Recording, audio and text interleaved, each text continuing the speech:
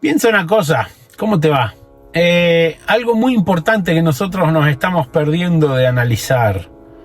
Recién estaba leyendo algo sobre la soledad y cómo disfrutar de la soledad. Generalmente, el que llega a disfrutar de la soledad y llega a vivir en un estado de conciencia armonioso, sin estrés, sin estar logró controlar la necesidad de la compañía, esa persona escoge con quién se va a relacionar, con quién va a tomar la utilidad del tiempo de su existencia. Porque una de las cosas que nosotros tenemos que tener en cuenta es que el momento que nosotros compartimos con las demás personas es nuestra vida. Entonces nosotros estamos haciendo con que las otras personas tengan participación de nuestra existencia y consecuentemente de lo que se va yendo de nuestra vida. Es un momento muy importante para entender que es el momento que nosotros tenemos que utilizar para conocernos a nosotros mismos, perdón. Entonces, ¿qué pasa cuando uno sale a buscar desesperadamente cualquier tipo de asociación? Encuentra personas que están en el mismo nivel de desesperación. No se aprecian a sí mismos, están desesperados, se sienten solos, todas las mismas frecuencias, los mismos patrones de conductas están relacionados, por eso se unifican. Entonces, si nosotros logramos entrar en esa comprensión de que la soledad es una creencia limitante, nosotros nunca estamos solos. Primero y principal, porque estamos con nosotros mismos. ¿Quién está con nosotros? Nosotros somos un alma que está dentro de un cuerpo material. Y cuando nosotros decimos mi alma, es que estamos hablando de yo, el verdadero ser que ocupa este cuerpo. Entonces, ¿con quién está uno tomando su tiempo en la soledad? Con la mente, los pensamientos, una conexión con los yos y experiencias del pasado, con las vivencias ya tramitadas que estamos tratando de entender en el presente inmediato. Entonces, entrar en contacto con la mente, con la inteligencia, con los deseos, con los sentidos, cómo actuamos, con lo que actuamos, cómo actuamos, todo ese tipo de cosas que suceden dentro de nuestro día a día, estamos entrando en contacto con la herramienta más sublime, la observación detallada, la observación inteligente, la observación que nos ayuda a comprendernos como seres vivos, limitados dentro de una capacidad que es exactamente la que tenía que sucedernos. Nuestra capacidad es inamovible, porque es nuestra, y se puede expandir, sí, pero no puede ser la capacidad de otro. No tenemos que ver cómo vivir la vida de otro. Entonces, ¿qué pasa? Cuando estamos desesperados y buscamos una compañía a veces, terminamos adaptándonos a las compañías desesperadas. Y generalmente empezamos a vivir la vida del otro. ¿Cómo uno vive la vida del otro? Cuando empezamos a utilizar los patrones de conductas que ese otro tiene como algo valorable. No están siendo nuestros patrones de conducta, son los del otro. Entonces no estamos viviendo nuestra vida, estamos viviendo la vida del otro. Y ahí es donde nos estamos cagando la vida a nosotros mismos, porque nos estamos perdiendo, como dije al principio, la oportunidad de vivir nuestra vida. Estamos entregándole la vida a la otra persona.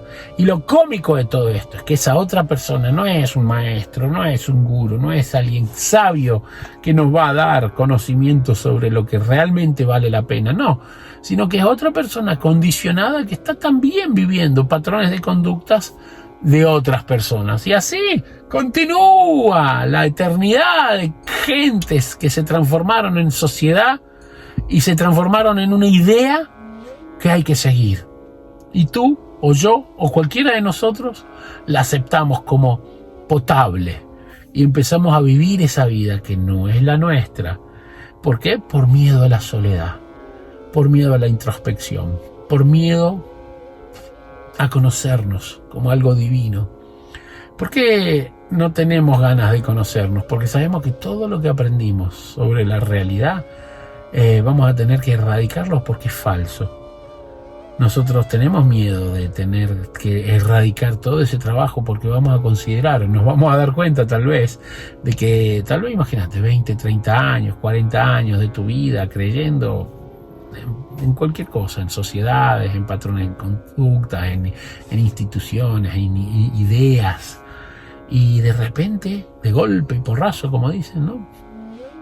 Te das cuenta que todo eso es mentira, que todo eso es falso, que todo eso no eres tú, que todo eso es algo que nos están imponiendo, ya sean los demás, los parientes, desde la escuela, desde que te parieron, no importa cuándo comenzó, tal vez en vidas pasadas, pero te empezás a dar cuenta que todo ese tiempo que utilizaste para aprenderte la música y la letra de esa canción fue tiempo perdido de tu vida.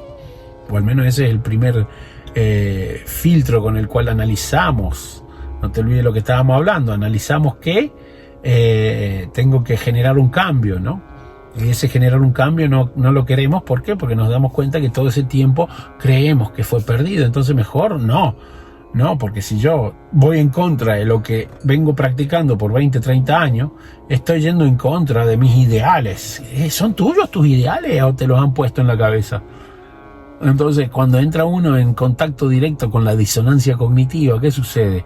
Uno se da cuenta de que tiene que generar una transformación, y es esa transformación la que nos molesta. ¿Por qué? Porque nos sitúa en la idea de que todo lo que estuvimos aprendiendo todo ese tiempo era perder nuestro tiempo. Pero en realidad, para poder evitar esa percepción, tenemos que entender de que no hay nada se pierde, todo se transforma.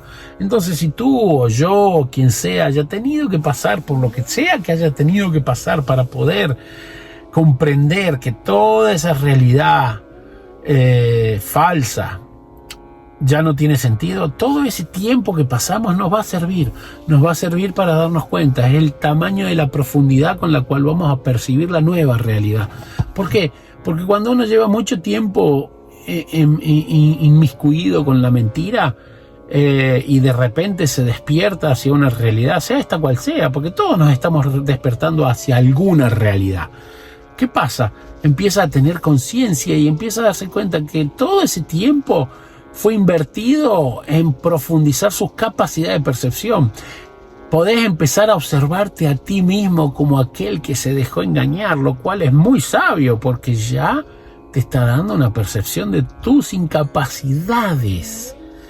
Y eso la mayoría de las personas no quiere aceptarlo.